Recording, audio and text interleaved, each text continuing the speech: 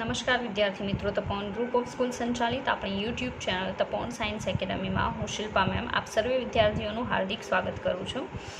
11 science chemistry JEE NEET chapter ઉષ્માગતિશાસ્ત્ર thermodynamics, બરાબર, lecture 4. ચાલો હવે પછી આગળ જે આપણે ઉષ્મા ક્ષમતા સુધી અટકાવેલું હતું ત્યાંથી આપણે આગળ જોશું, બરાબર છે. ચાલો તો આપણે ઉષ્મા ક્ષમતા બે કન્ડિશનમાં જોઈ હતી. એ જે બે કન્ડિશનમાં ઉષ્મા ક્ષમતા જોઈ હતી ત્યાંથી આપણે હવે આગળ જોવાનું છે, બરાબર. તો પ્રોપર ધ્યાન આપવું કે જેથી તમે જે પણ એક્સપ્લેન કરું છું એ સમજી શકો. ચાલો તો આપણે જોવાનું છે ઉષ્મા ક્ષમતામાં CP અને CV વચ્ચે રિલેશન જોયું હતું, યાદ હોય તો, બરાબર છે. એ એટલે રિલેશન છે એ જોવાનું છે. લાસ્ટ લેક્ચરમાં આપણે બાકી હતું જોવાનું. રેડી? તો પહેલાં તો CP એટલે શું, બરાબર. CP એટલે શું થશે? અચળ દબાણે મોલર ઉષ્મા ક્ષમતા અથવા ઉષ્મા ક્ષમતા લઈ શકો, બરાબર છે. અચળ દબાણે મોલર ઉષ્મા ક્ષમતા, રેડી?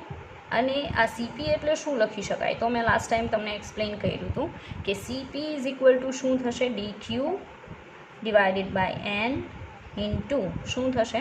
DT. આવું થશે. CP ઇઝ ઇક્વલ ટુ, બરાબર. અહીંયા આ જે DQ લખેલું છે એની જગ્યાએ તમે QP પણ લખી શકો. એટલે અથવા કરીને આવું લખી શકાય કે CP ઇઝ ઇક્વલ ટુ અચળ દબાણે મોલર ઉષ્મા ક્ષમતા CP ઇઝ ઇક્વલ ટુ આવશે QPના છેદમાં N ઇન્ટુ DT, બરાબર. તમે આવું લખી શકો. હવે એમાં આપણે આગળ વધીએ. CV લખીએ. CV એટલે અચળ કદે ઉષ્મા ક્ષમતા, મોલર ઉષ્મા ક્ષમતા, અચળ કદે મોલર ઉષ્મા ક્ષમતા, બરાબર. ચાલો, અચળ કદે મોલર ઉષ્મા ક્ષમતા CV. તો CV ઇઝ ઇક્વલ ટુ શું થશે? DQ upon N into DT, બરાબર છે. અથવા CV ઇઝ ઇક્વલ ટુ લખી શકાય QV અપોન N ઇન્ટુ શું આવશે? DT, બરાબર છે. ચાલો, CP અને CV વચ્ચે આપણે જો સંબંધ જોઈતો હોય, બરાબર છે, તો આપણે શું કરવું પડે? તો આપણે CP અને CV જે છે, બરાબર, એના માટે આદર્શ વાયુ સમીકરણનો ઉપયોગ કરવો પડશે. તો આદર્શ વાયુ સમીકરણ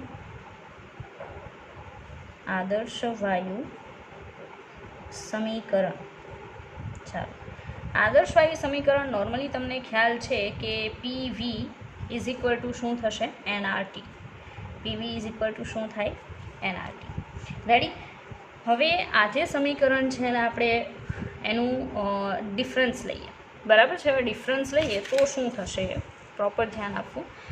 અહીંયા લાગી જશે સ્મોલ d, એટલે નાનો ફેરફાર દર્શાવું છું, બરાબર છે. ફેરફાર દર્શાવવાનો છે એટલે ડેલ્ટાની જગ્યાએ સ્મોલ d યુઝ કરું છું. DPV is equal two DNRT, બરાબર. નાનો ડિફરન્સ છે.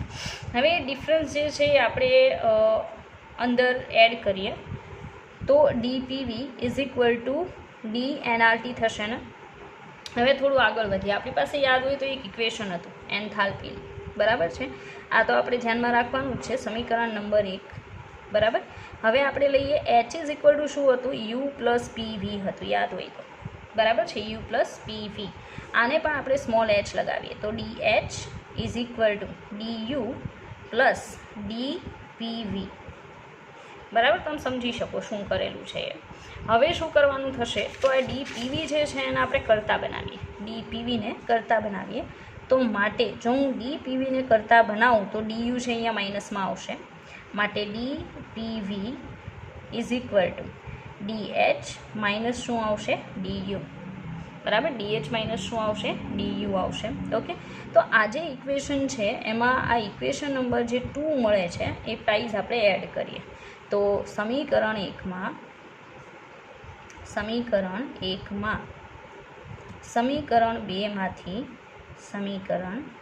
2માંથી DPVની કિંમત મૂકતા,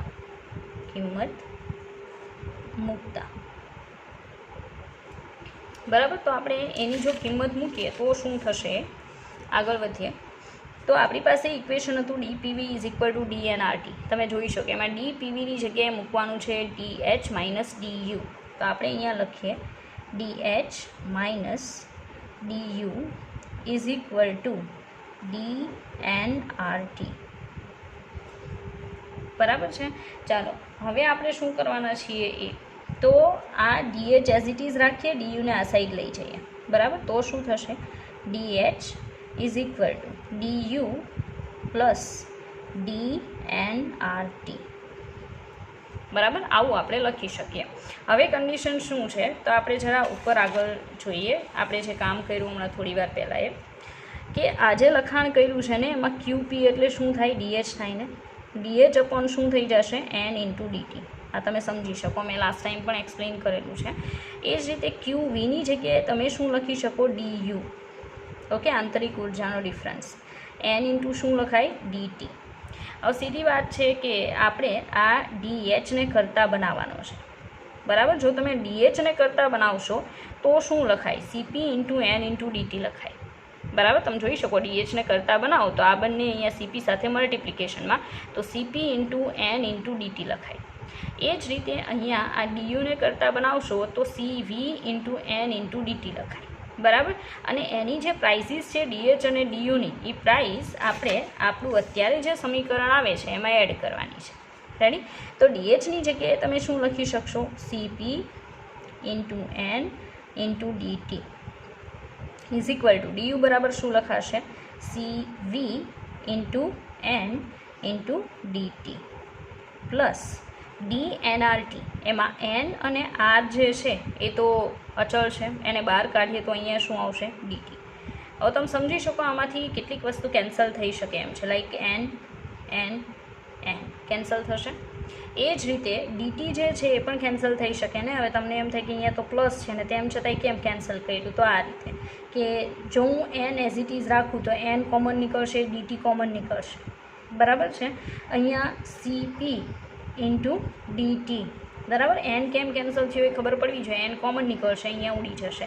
આ ડીટી છે, અહીંયા સીવી ઇન્ટુ સીવી પ્લસ કરી નાખું આર અને ડીટીને કોમન કાઢો. અહીંયા ને અહીંયા ડીટી છે તો ડીટી કોમન નીકળશે. બરાબર, તો સીવી પ્લસ આર થશે, ડીટી અને ડીટી કેન્સલ આઉટ થઈ જશે. તો શું બચે છે ચાલો જુઓ. તો બચશે CP is equal to CV plus R. તો CP minus CV is equal to શું આવશે આર. અને આ એક રિલેશન છે સીપી અને સીવી વચ્ચેનું, યાદ રાખવું, મોસ્ટ આઈએમપી છે. સીપી અને સીવી છે બંનેનો જો આપણે ડિફરન્સ કાઢીએ માઇનસ કરીએ તો આપણને આર મળે. આ જે સંબંધ છે ને એને કહેવામાં આવે છે મેયરનો સંબંધ. મેયરનો સંબંધ. બરાબર, તો આ જે રિલેશન છે એને કહેવામાં આવશે મેયરનો સંબંધ. ઓકે, આગળ વધીએ ચાલો. હવે આ તો મેં બંનેનું વચ્ચેનું રિલેશન ફાઇન્ડ આઉટ કર્યું છે કે CP minus CV is equal to R થાય. હવે હું સીપી અને સીવીનો ગુણોત્તર લઉં, બરાબર, તો એ રેશિયો પણ એટલો જ ઇમ્પોર્ટન્ટ છે, ફિઝિક્સમાં તમારે આવે છે. બરાબર છે, એ અહીંયા પણ એક્સપ્લેન કરું છું કે સીપી અપોન જો હું સીવી કરું તો શું કન્ડિશન થાય. ચાલો, સીપી ઇઝ ઇક્વલ ટુ શું લખાય ક્યુપીના છેદમાં એન ઇન્ટુ ડીટી. હવે તમને આ ખબર પડવી જોઈએ કારણ કે મેં અહીંયાથી જ સ્ટાર્ટ કર્યું. અને સીવી બરાબર લખાય QV upon N into DT. ચાલો, જે પણ વસ્તુ કેન્સલ આઉટ થાય છે આપણે કેન્સલ કરીએ. એન ડીટી તો આવશે CP upon CV is equal to QP upon QV. આવું પણ તમે લખી શકો. અને તમને ખબર જ છે કે QP is equal to delta H or DH upon QV એટલે ડેલ્ટા યુ અથવા ડી. બરાબર છે, તો CP upon CV is equal to QP upon QV થાય is equal to delta H upon delta U પણ લખી શકાય. તો આ સીપી અપોન સીવીનો ગુણોત્તર છે. બરાબર છે, ચાલો. અને આ જે સીપી અપોન સીવીનો ગુણોત્તર છે એને બીજું લખાય ગેમા. બરાબર, ગેમા લખાય. તો gamma is equal to CP upon CV, મતલબ અચળ દબાણે મોલર ઉષ્મા ક્ષમતા અને અચળ કદે મોલર ઉષ્મા ક્ષમતાનો ગુણોત્તર લ્યો તો તમને ગેમા મળે. અને ગેમા છે એ જુદા જુદા વાયુઓ માટે જુદી જુદી પ્રાઇસીસ આવે છે જે એક્ઝામની અંદર તમને પૂછાઈ શકે. બરાબર, તો આપણે એ ફાઇન્ડ આઉટ કરવાનું છે કે કઈ રીતે આવશે. ચાલો, તો આપણે આગળ વધીએ.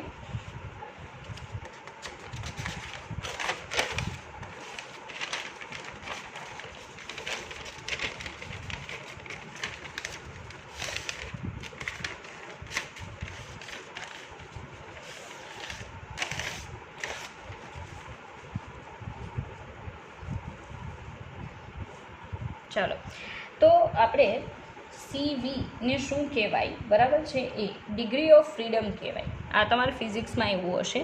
CV જે છે એને કહેવામાં આવશે ડિગ્રી ઓફ ફ્રીડમ, મુક્તતાના અંશો. ડિગ્રી ઓફ ફ્રીડમ, બરાબર, ગુજરાતીમાં આવશે મુક્તતાના અંશો. મુક્તતાના અંશો, બરાબર. ચાલો, CV is equal to degree of freedom, મુક્તતાના અંશો, અને એની ફોર્મ્યુલા આવશે, બરાબર છે. ફોર્મ્યુલા આવશે FR/2. CV is equal two થશે FR/2. હવે અહીંયા F શું છે ને એ કહી દો, બરાબર છે. ચાલો ધ્યાન આપો. તો F જે છે એ બે પ્રકારના આવશે. FT આવશે પ્લસ FR.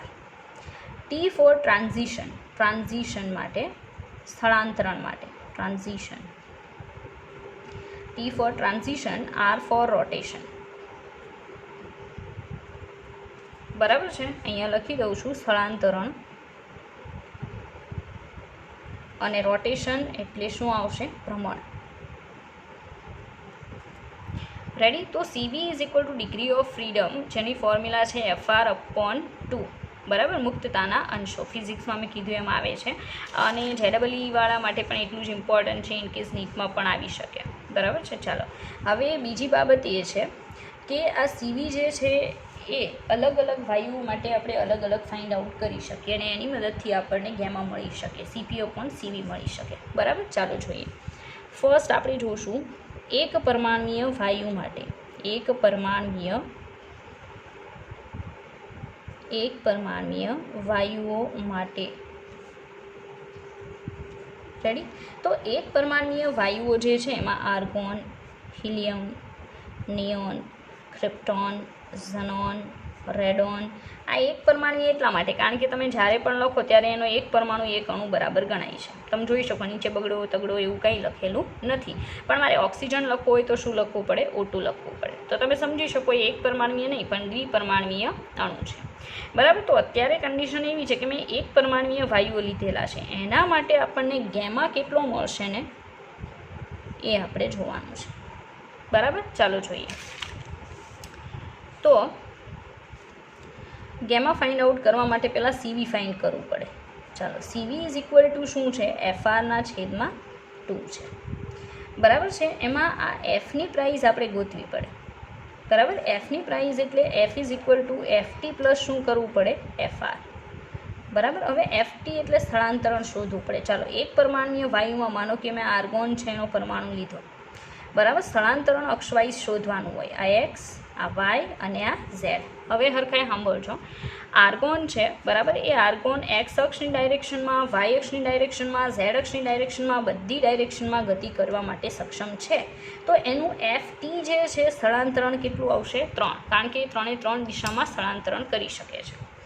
પણ જો રોટેશનની વાત કરતા હોય FRની, કારણ કે ટોટલ F કેટલો થશે, FT પ્લસ FR પણ ફાઇન્ડ કરવો પડશે, બરાબર. તો એ રોટેશન છે. હવે વિચારો કે આ જે એક પરમાણ્વીય અણુ છે એ જો રોટેશન કરે, રોટેશન કોને કહેવાય એ કહી દઉં, સ્પિનની વાત નથી, બરાબર છે. રોટેશન એટલે કોઈ એક બિંદુની આસપાસ ભ્રમણ કરવું, બરાબર. હવે આની વાત કરો ને, માનો કે X અક્ષ ઉપર તમારે એનું ભ્રમણ કરાવવું છે તો એ પોસિબલ નથી, કારણ કે X અક્ષ ઉપર એ ખાલી અહીં આ રીતે ફરશે, એને રોટેટ થયું ન કહેવાય, એને સ્પિન થયું કહેવાય, બરાબર. આપણે અહીંયા રોટેટ લેવાનું છે, સ્પિન નથી લેવાનું. હવે Y અક્ષ ઉપર સ્પિન થશે, Z અક્ષ ઉપર પણ શું થશે, સ્પિન, મતલબ રોટેશન નહીં થાય. તો FR જે છે એ કેટલો આવશે, 0, બરાબર. તો FT ઇઝ ઇક્વલ ટુ 3 આવશે, પણ FR ઇઝ ઇક્વલ ટુ કેટલું આવશે, 0 આવશે.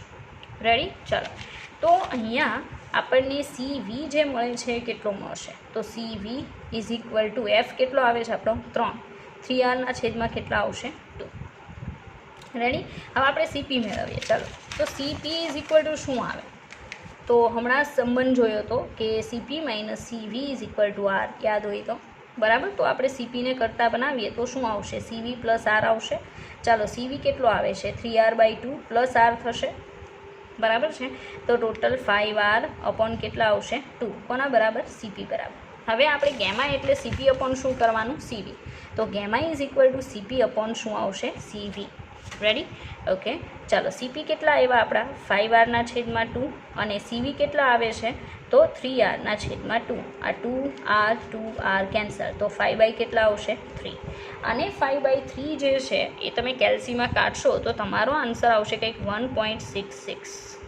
તો યાદ રાખવું, એક પરમાણ્વીય વાયુ માટે ગેમા જે છે CP/CVનો ગુણોત્તર એ કેટલો આવશે 1.66.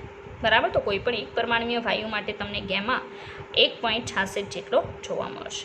બરાબર? ચાલો, તો આ તો થઈ કોની વાત? એક પરમાણ્વીય વાયુની.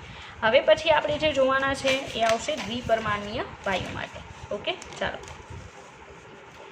તો સેકન્ડ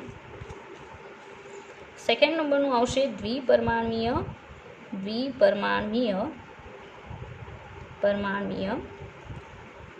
વાયુ અણુઓ માટે ગેમા બરાબર ક્વેશ્ચન માર્ક આપણે ફાઇન્ડ કરવાનું છે. અને આ એવી વસ્તુ છે કે હું તમને એક્સપ્લેન કરી દઉં પછી તમારે યાદ રાખવાનું છે. ચાલો, દ્વિપરમાણ્વીય વાયુમાં N2, O2, H2, okay, CO, NO આવા બધા આવશે. રેડી? ચાલો, તો મારે જો દર્શાવવો હોય દ્વિપરમાણ્વીય વાયુ તો એક પરમાણુ અહીંયા, એક પરમાણુ અહીંયા, આવી રીતે હું દર્શાવી શકું. ઓકે, ઇનકેસ હું ઓક્સિજન દર્શાવું છું તો અત્યારે તો મેં ખાલી કોમન બતાવેલું છે. ઓક્સિજન હોય તો આ રીતે આવશે ને, ડબલ બોન્ડ. ઓકે, આ ડાયરેક્શન એક્સ અક્ષ. રેડી? પછી બીજી કઈ ઉપરની વાય અક્ષ, અને આ કઈ આવશે ઝેડ અક્ષ. રેડી? હવે વિચારો કે એનો CV કેટલો આવશે. CV પહેલાં ફાઇન્ડ આઉટ કરવો પડશે. CV એટલે શું થાય? FR/2. હવે F કેટલો આવશે? તો F = FT પ્લસ શું આવશે? FR. ચાલો, FT. હવે આ જે અણુ છે એ એક્સ અક્ષની દિશામાં ગતિ કરી શકે, વાય અક્ષની દિશામાં ગતિ કરી શકે, ઝેડ અક્ષની દિશામાં પણ ગતિ કરી શકે. તો દર વખતે આ તો 3 આવી જ જશે. પણ FR કેટલું આવશે? તો વિચારો કે એક્સ અક્ષની ડાયરેક્શનમાં જ બંને પરમાણુ ગોઠવાયેલા છે, તો એ ખાલી આ ડાયરેક્શનમાં સ્પિન કરશે, રોટેટ નહીં કરે. બરાબર? આપણે તો રોટેશન લેવાનું છે. તો એક્સ અક્ષની દિશામાં બંને ગોઠવાયેલા હોવાથી ખાલી સ્પિન કરશે, રોટેટ નહીં કરે. તો એ તો કેન્સલ થઈ ગયું. હવે વાય અક્ષની દિશામાં શું કરશે? તો ધારી લો કે આ વાય અક્ષ છે એની આસપાસ એ આ શું કરશે? આખું ભ્રમણ કરશે. વાય અક્ષ વચ્ચે રહેશે ને આખો જે અણુ છે એ શું કરશે? ભ્રમણ કરશે, સ્પિન નહીં કરે. સ્પિન કોને કહેવાય? કે એક જ જગ્યાએ ફરે. બરાબર છે, એને સ્પિન કહેવાય. પણ આપણી પૃથ્વી છે એ સ્પિન પણ કરે છે અને સૂર્યની આસપાસ ફરે પણ છે. બરાબર? તો સૂર્યની આસપાસ ફરે છે અને ભ્રમણ કહેવાય. બસ એ જ વસ્તુ અહીંયા લેવાની છે, સ્પિન નહીં. તો આ જ ડાયરેક્શનમાં આ ગોળા પડેલા છે એટલે ત્યાં સ્પિન કરશે, રોટેટ. બરાબર છે, રોટેટ નહીં કરે. પણ વાય અક્ષની ડાયરેક્શનમાં એ શું કરશે? રોટેટ કરશે. બંને ગોળા ફરશે વાય અક્ષની આસપાસ. બરાબર? અને ઝેડ અક્ષની આસપાસ પણ બંને ગોળા શું કરશે? ફરશે, સ્પિન નહીં કરે. તો અહીંયા કેટલો આન્સર આવશે? 2. બે ડાયરેક્શનમાં રોટેટ કરી શકે. બરાબર છે? અને એક્સ અક્ષ ઉપર રોટેટ નહીં કરે, સ્પિન કરશે. તો અહીંયા આપણને CV જે મળે છે એ 5r/, કેટલો મળે છે? 2. બરાબર? 5r/ શું મળે છે? 2 મળે છે. રેડી? હવે આપણે CP ગોતીએ. ચાલો, CP = CV + R. આ હમણાં હજી જોયું આપણે. CV કેટલો મળે છે? 5r/2 + R. ટોટલ કેટલું થવાનું છે? 7r/2. ઓકે, ચાલો. તો હવે ગુણોત્તર લઈએ. Gamma = CP/CV. રેડી? ચાલો, CP કેટલું છે આપણું? 7r/2 / 5r/2 થશે ને? બરાબર? 2r કેન્સલ, તો 7/5. ઓકે, તો 7/5 કેટલું આવે છે આપણે એ જોઈએ. ઓકે, ચાલો. તો તમે તમારા કેલ્સીમાં ટ્રાય કરી શકો. બરાબર? હું મારા કેલ્સીમાં ટ્રાય કરીશ કે 7 / 5 આવશે 1.4. બરાબર છે? તો અહીંયા જે પ્રાઇસ તમને મળશે એ આવશે 1.4. તો દ્વિપરમાણ્વીય વાયુ અણુઓ છે એના માટે હંમેશા ગેમાની પ્રાઇસ કેટલી હોય છે? 1.4 હોય છે. બરાબર છે? આ વસ્તુ યાદ રાખવી. ચાલો, હવે ત્રીજા નંબરમાં આપણે લઈશું. ત્રીજા કેસમાં બહુપરમાણ્વીય રેખીય અને કોણીય અણુઓ માટે. ત્રિપરમાણ્વીય પણ તમે લઈ શકો. રેડી? ચાલો, બહુપરમાણ્વીય રેખીય અને કોણીય અથવા તો અરેખીય લખી શકો. અરેખીય અણુ માટે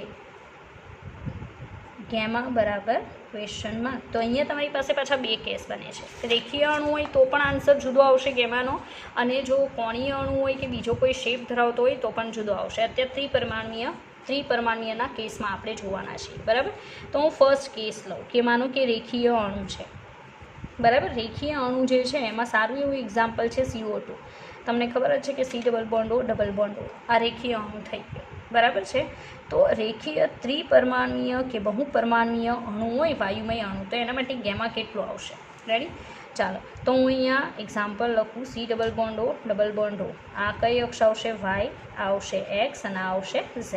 તો સીધી વાત છે કે આપણે જો CV ફાઇન્ડ કરવું હોય, બરાબર, તો FR બાય કેટલા? 2. એમાં F ફાઇન્ડ કરવાનું, બરાબર. F is equal two FT plus શું આવશે? FR. ઓકે, ચાલો.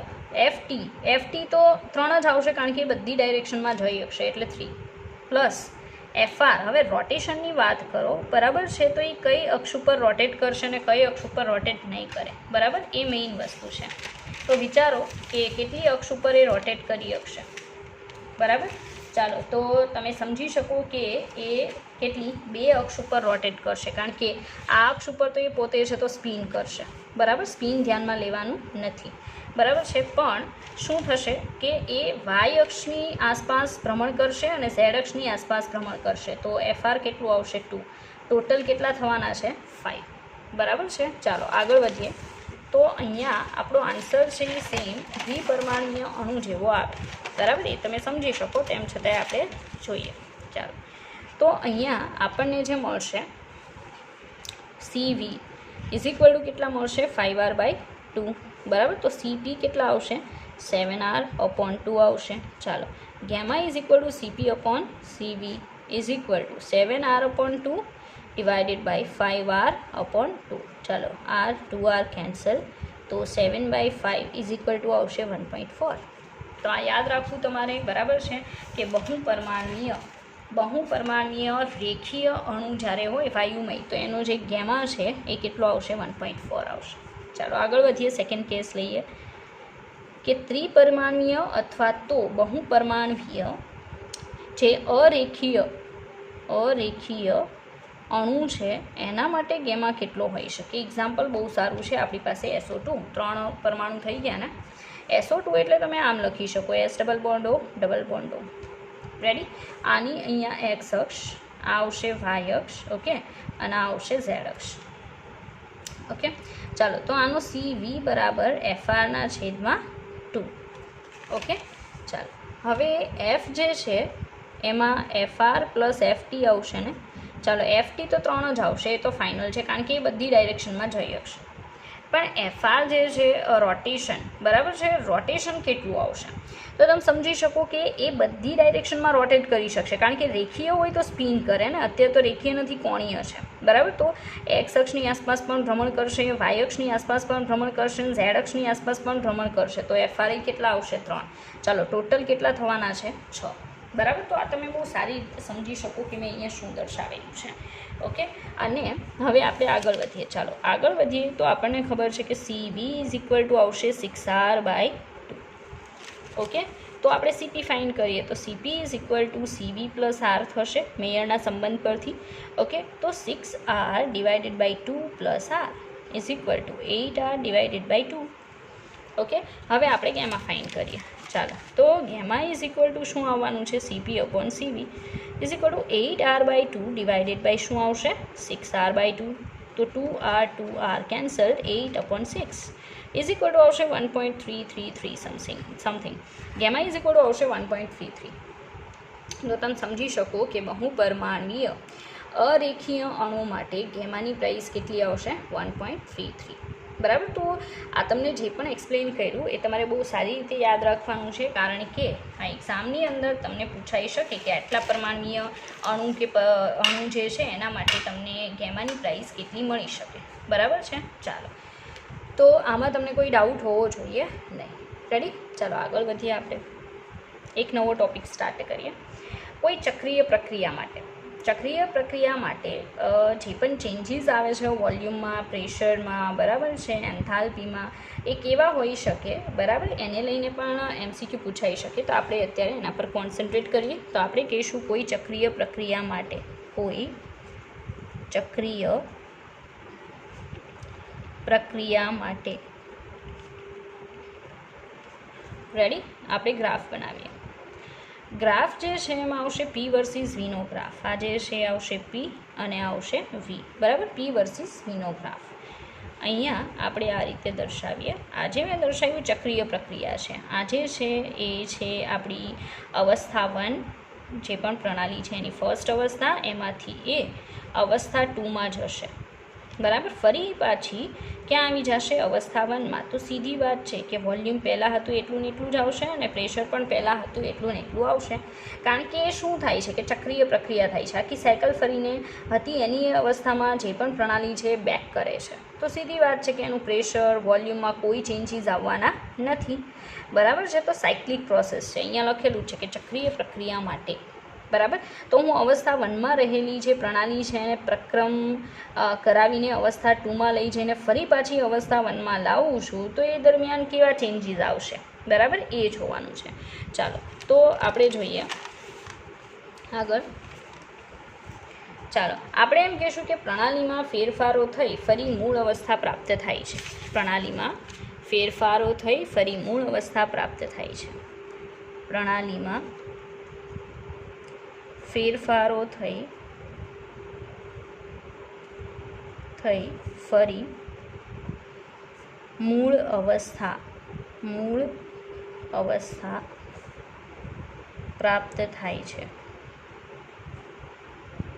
બરાબર. તો ફરી મૂળ અવસ્થા જ્યારે પ્રાપ્ત થશે ત્યારે એના વોલ્યુમમાં જે ફેરફાર છે 0 આવશે, પ્રેશરમાં જે ફેરફાર છે 0 આવશે અને એન્થાલ્પીનો ફેરફાર પણ કેવો આવશે? 0 આવશે. તો જે પણ અહીંયા દર્શાવેલું છે ને આ લાઈન, એ આઈએમપી છે, એક્ઝામની અંદર એમસીક્યુમાં પૂછાઈ શકે કે કોઈ ચક્રીય પ્રક્રિયા થાય છે તો એ દરમિયાન વોલ્યુમના ચેન્જીસ, એન્થાલ્પીનો ચેન્જીસ, બરાબર, કયા ટાઈપનો હોઈ શકે, કેટલો હોઈ શકે, બરાબર, એ તમારે જણાવવાનું છે. અને ઓપ્શનમાં આ રીતે કન્ડિશન આપેલી હશે, not equal to 0, equal to 0. Okay, તો તમારે ધ્યાન રાખવાનું છે.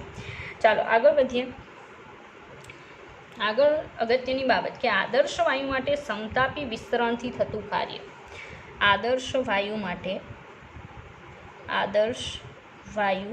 માટે સમતાપી, જો ભાઈ સમતાપી શબ્દ આવે એટલે ડેલ્ટા ટી બરાબર 0, બરાબર. સમતાપી વિસ્તરણથી થતું કાર્ય.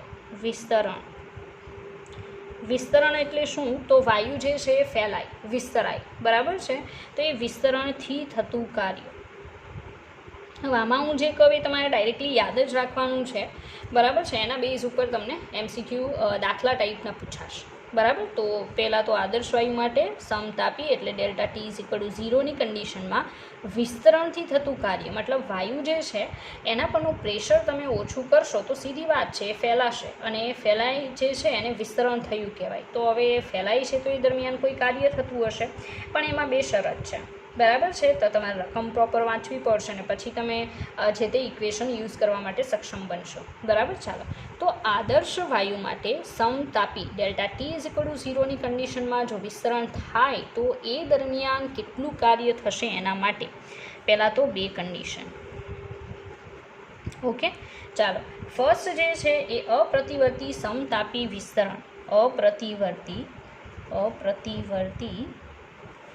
સમતાપી વિસ્તરણ.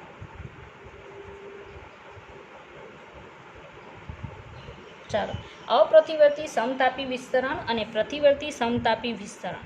પ્રતિવર્તી સમતાપી વિસ્તરણ.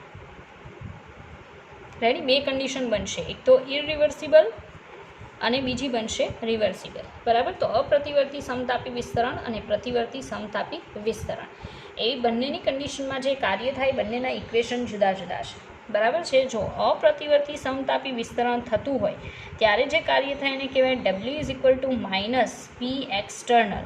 એક્સટર્નલને ગુજરાતીમાં બાહ્ય કહેવાય, ઇન્ટુ V2 માઇનસ V1. આવા ઇક્વેશનથી દર્શાવાય. આ મોસ્ટ અગત્યનું ઇક્વેશન છે, આના બેઝ એમસીક્યુ એક્ઝામમાં પૂછાઈ ગયા છે. તો અપ્રતિવર્તી સમતાપી વિસ્તરણ થતું હોય વાયુનું ત્યારે થતું કાર્ય W બરાબર minus P external into V2 minus V1, બરાબર. તો W is equal to minus P બાહ્ય, ગુજરાતીમાં બાહ્ય, ઇન્ટુ V2 માઇનસ શું થશે? V1. તો આ કન્ડિશન યાદ રાખવી, બરાબર, ઇક્વેશન યાદ રાખવા. હમણાં આપણે દાખલા જોઈશું એટલે તમને વધારે ખ્યાલ આવશે. ઓકે, ચાલો સેકન્ડ થિંગ આગળ કે પ્રતિવર્તી સમતાપી વિસ્તરણ, બરાબર. તો રિવર્સિબલ પ્રોસેસ થતી હોય ને એમાં જે વિસ્તરણ થતું હોય સમતાપી વિસ્તરણ, બરાબર, ત્યારે થતું કાર્ય W is equal to minus nRT ln શું આવશે V2 upon V1. W is equal to minus nRT ln V2 upon V1. Okay, બીજું લખી શકાય W is equal to minus 2.303 nRT log V2 upon V1. આ equation જ છે, યાદ રાખવું, કારણ કે આના બેઝ પણ દાખલા પૂછાય છે. પણ ઉપરની કન્ડિશનને ભૂલવી નહીં. દાખલાની અંદર એ લોકો આવી કન્ડિશન તમને આપી દેશે, તો કઈ કન્ડિશનમાં એ વાત કરે છે કાર્યની એ પહેલાં તમારે જોવું પડશે, બરાબર છે, તો જ તમે પ્રોપર કામ કરી શકશો. તો આદર્શ વાયુ માટે વાયુનું જ્યારે સમતાપી વિસ્તરણ થતું હોય ત્યારે બે કન્ડિશનમાં કાર્ય થશે. એક તો અપ્રતિવર્તી વિસ્તરણ થાય ત્યારે અને પ્રતિવર્તી વિસ્તરણ થાય ત્યારે. બંનેના ઇક્વેશન જુદા જુદા છે. જ્યારે અપ્રતિવર્તી વિસ્તરણ થાય ત્યારે W બરાબર P external minus P external V2 minus V1, અને જ્યારે સમતાપી વિસ્તરણ થાય ત્યારે W is equal to minus 2.303 nRT log V2 upon V1. Okay, ચાલો આગળ વધીએ. બીજી કન્ડિશન લઈએ, બરાબર છે. હવે બીજી કન્ડિશન શું લઈશું એ તો આદર્શ વાયુ જે છે એનું સમતાપી સંકોચન, જે રીતે વિસ્તરણ આવે એ રીતે શું આવશે, સંકોચન આવશે, બરાબર છે. તો એ તમને કહી દઉં. કન્ડિશન સેમ જ છે. કદાચ હું અહીંયા ઉપર દર્શાવી દઉં સાથે તો પણ ચાલશે અને અલગથી દર્શાવું તો પણ ચાલશે. ચાલો, આદર્શ વાયુ માટે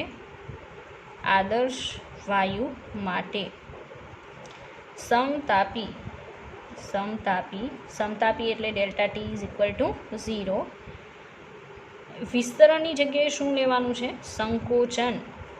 સંકોચનથી થતું કાર્ય, બરાબર, સંકોચનથી થતું કાર્ય.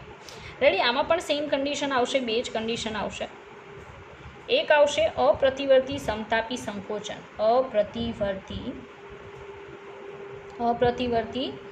સમતાપી સંકોચન, બરાબર, અને આ આવશે પ્રતિવર્તી સમતાપી સંકોચન, બરાબર. તો આ સંકોચન સેમ જ આવશે. W is equal to minus P external into V2 minus V1. Okay, W is equal to minus nRT ln V2 upon V1, બરાબર, આ રીતે આવશે. ચાલો, સેમ જ કન્ડિશન છે, બરાબર છે, ઉપર જે હતી એ જ condition. W is equal to minus P બાહ્ય into V2 minus V1.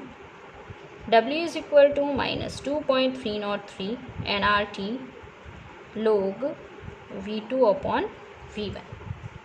Okay, આવી કન્ડિશન થશે. ચાલો આગળ વધીએ. હવે કેટલીક નોટ્સ આપું છું. આ નોટ્સ યાદ રાખવી તમારા માટે અગત્યની છે. જો ભાઈ, હું થર્મોડાયનેમિક્સ વાળું ચેપ્ટર જે અત્યારે ચલાવું છું એ ચેપ્ટર એવી રીતે ચલાવું છું કે તમને MCQ વાઇઝ હેલ્પ કરી દેશે કે MCQમાં કઈ રીતે વર્ક કરવાનું છે, બરાબર. જો કે એમાં બધી જ વસ્તુ આવી જાય છે, પણ આપણે બહુ જે થિયોરિટિકલ હોય ને કથા કરેલી, બરાબર, એ બધી કથા નથી જોતા. ચાલો, નોટ્સ જે છે એ નોટ્સમાં ફર્સ્ટ નોટ છે કે જો બાહ્ય અચળ દબાણે સંકોચન કે વિસ્તરણ થાય તો તે અપ્રતિવર્તી પ્રક્રિયા થાય. જો બાહ્ય અચળ દબાણે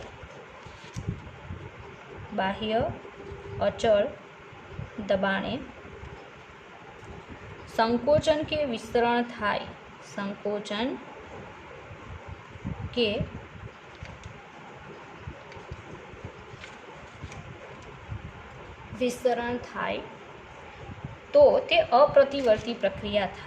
તો તે અપ્રતિવર્તી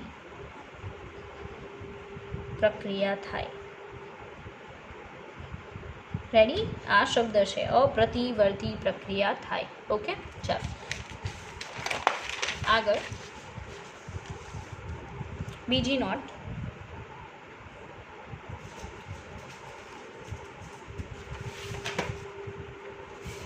ચાલો, સેકન્ડ નંબરની જે નોટ છે એ નોટમાં તમારે દર્શાવવાનું છે કે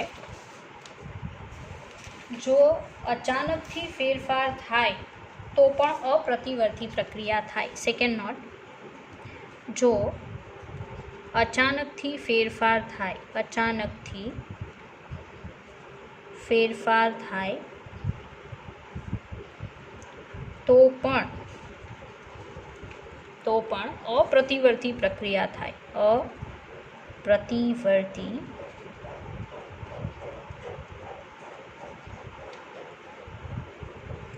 પ્રક્રિયા થાય. બરાબર. તો અચાનકથી ફેરફાર થશે તો પણ અપ્રતિવર્તી પ્રક્રિયા થશે. એટલે ઇનકેસ ઘણીવાર એવું બની શકે કે એ લોકો તમને રકમની અંદર બધી બાબત નથી સમજાવતા કે ભાઈ પ્રતિવર્તી છે કે અપ્રતિવર્તી છે. તો આ જે નોટ્સ આપેલી છે એ બેઝ તમે જાતે ડિસાઇડ કરી શકો કે આ પ્રતિવર્તી છે કે નથી. બરાબર. જે સ્ટેટમેન્ટ આપેલા છે એના ઉપર ફોકસ કરો. ઓકે, ચાલો એક અગત્યની બીજી બાબત કહી દઉં કે વાયુનું મુક્ત વિસ્તરણ થતું હોય ત્યારે, મુક્ત વિસ્તરણનો મતલબ છે કે મતલબ આપણે કોઈ પણ પ્રકારનું એના ઉપર ફંક્શન નથી કરતા, વાયુ જાતે રહીને વિસ્તરણ પામે છે. બરાબર છે. તો એવી કન્ડિશનમાં પી એક્સટર્નલ ઇઝ ઇક્વલ ટુ કેવું લેવામાં આવે છે? 0. જે કહો એના ઉપર ફોકસ કરવું કે વાયુનું મુક્ત વિસ્તરણ થતું હોય ત્યારે પી external is equal to 0. Okay, તો દર્શાવું છું કે વાયુનું મુક્ત વિસ્તરણ થતું હોય ત્યારે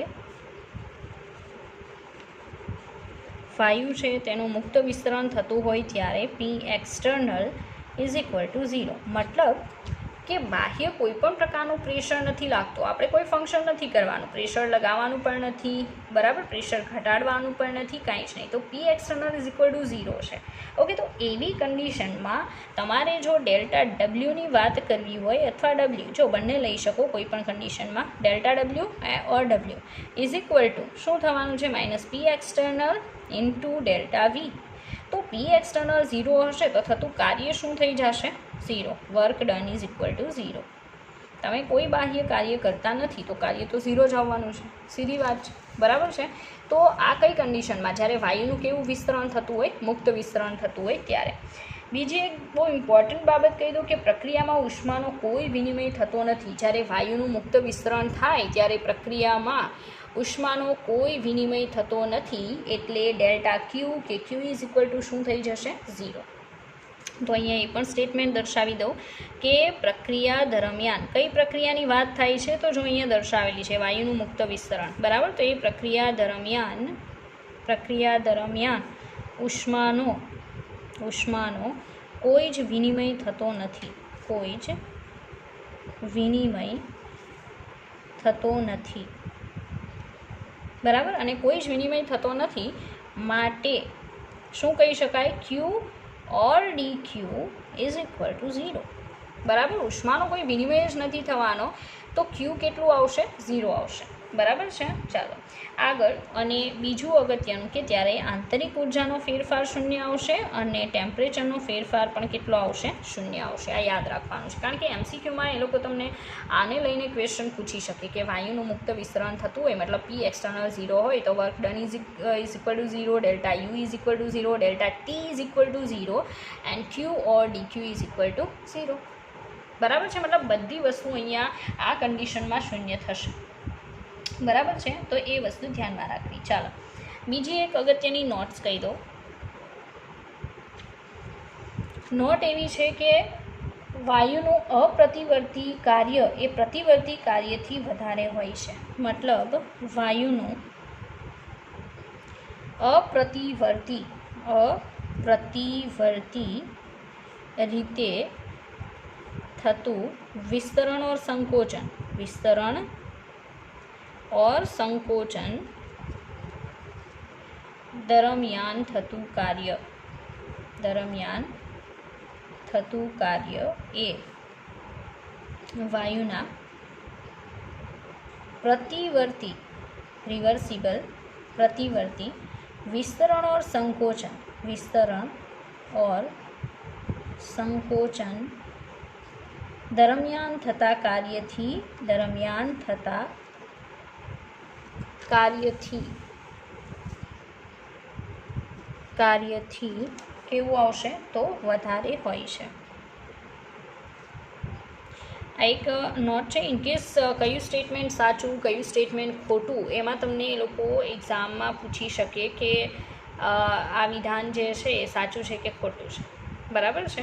તો આ સ્ટેટમેન્ટ યાદ રાખવું કે અપ્રતિવર્તી રીતે વાયુનું વિસ્તરણ કે સંકોચન થાય દરમિયાન જે પણ ફંક્શન થાય છે, કાર્ય થાય છે, એ વાયુના પ્રતિવર્તી વિસ્તરણ કે સંકોચન દરમિયાનના કાર્ય કરતાં કેવું હોય છે? વધારે હોય છે. બરાબર છે. ચાલો આગળ જોઈએ. આગળ આપણે એવું કહી શકીએ દબાણમાં થતા ફેરફારના આધારે થતું કાર્ય. આ એક નવો ટોપિક કે દબાણમાં થતા ફેરફારના આધારે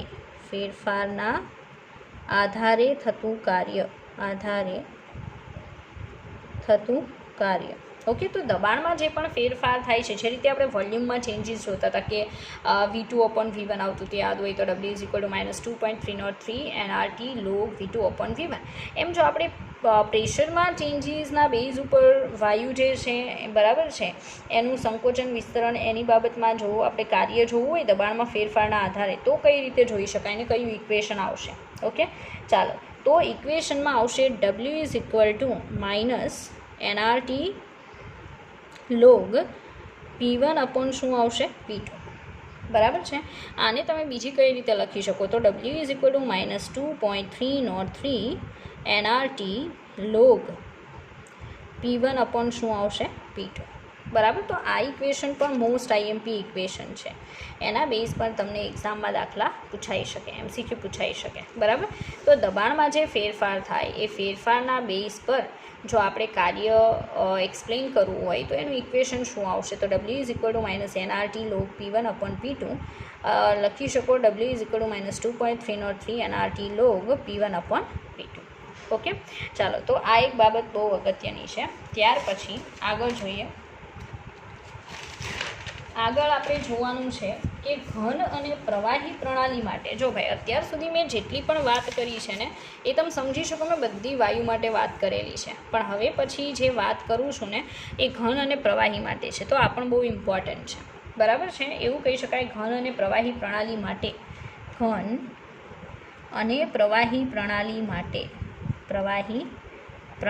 માટે હવે આવું તમારી બુકમાં ગુજરાત બોર્ડમાં બિલકુલ નહીં આવ્યું હોય, પણ હું બધી જ વસ્તુ દર્શાવું છું, તમને સમજાવું છું.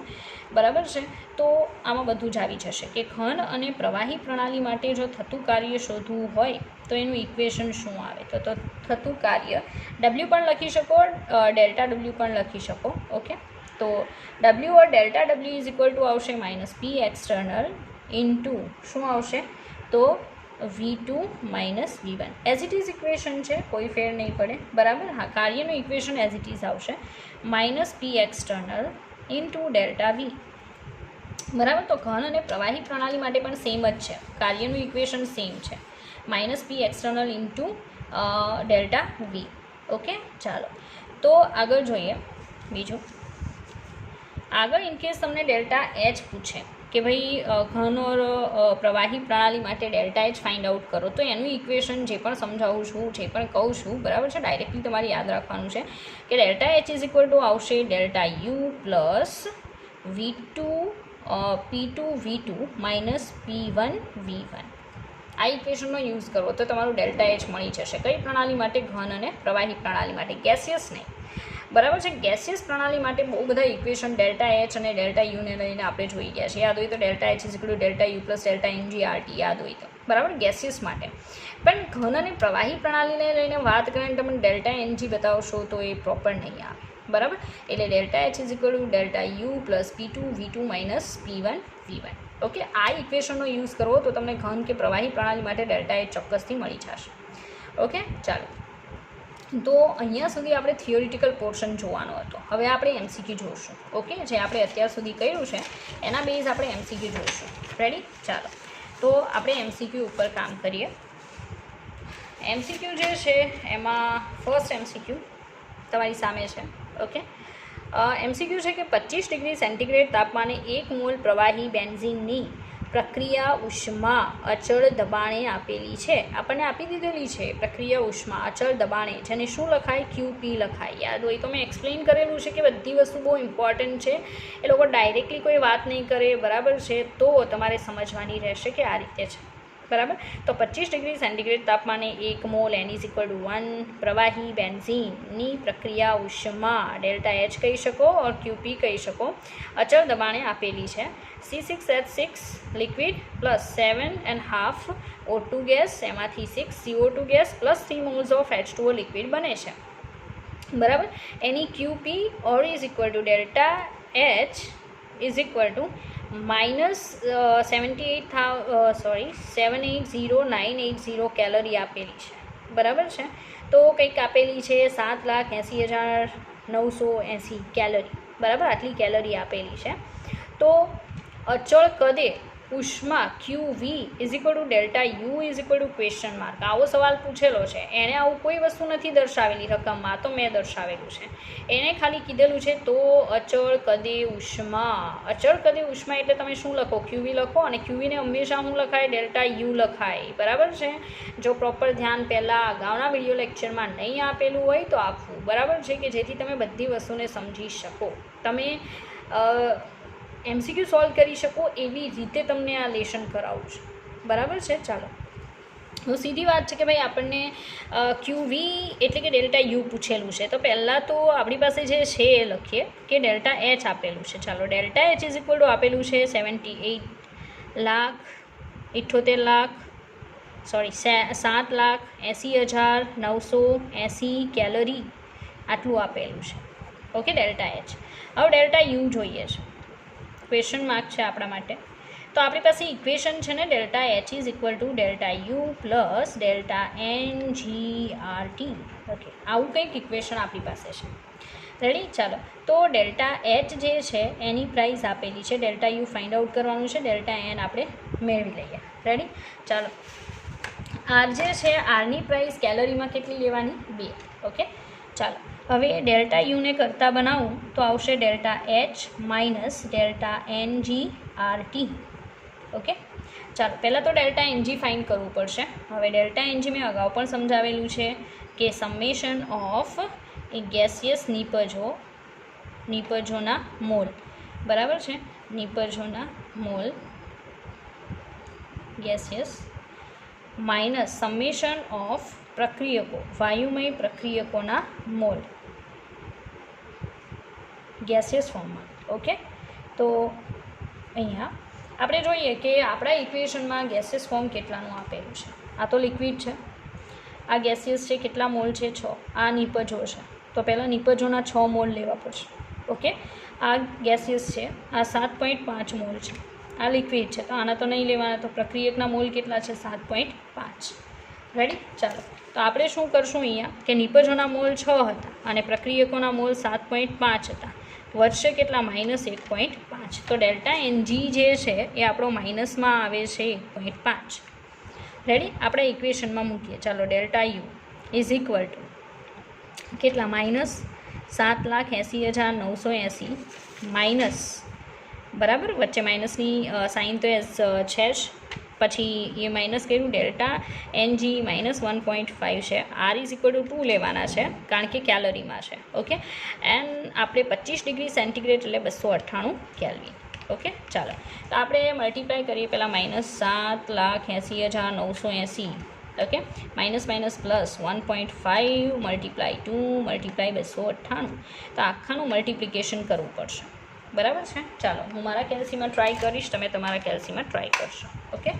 તો 1.5 મલ્ટીપ્લાય 2 મલ્ટીપ્લાય 298 894, માઇનસ 7,80,980 પ્લસ કેટલા?